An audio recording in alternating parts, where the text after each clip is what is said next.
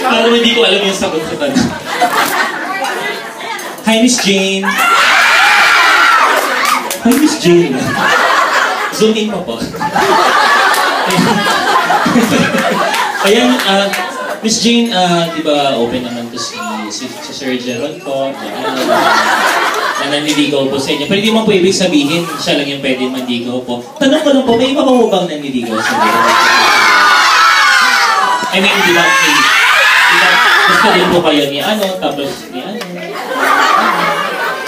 And saka, if ever man po may manliligaw, i-entertain niyo pa po ba?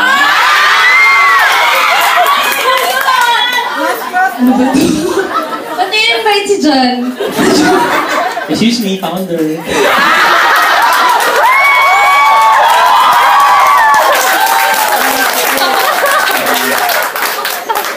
Ba't napatubig po si Sir Jeron?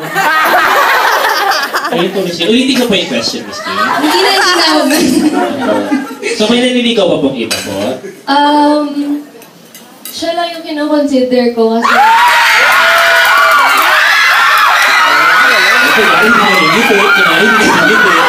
Kunwari hindi kinilig. Yes po, sorry po, yes po. Tapos siya lang, ano po lang? Hindi kasi, yung iba parang paparamdam, gano'n. Pero, kasi, doon pa rin tayo dun sa parang classic na... Consistent. Yung, paano talaga dapat manligaw. So, kung sa ganong standards, yun siya. Yun, nasagot ko na ba yung tanong mo? Po. Pero paano po may lumevel up na ayaw na lang magparamdam, tapos talaga nanligaw din po the old-fashioned style? Great one of Geronting!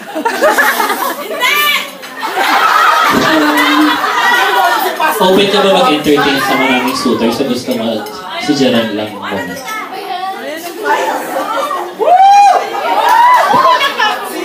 Yung totoo lang po, Miss Jean. Siguro, ewan ko. Depende, wala naman nasa future naman yan. Hindi naman ako makakapredict kung ano mangyayari. Tama!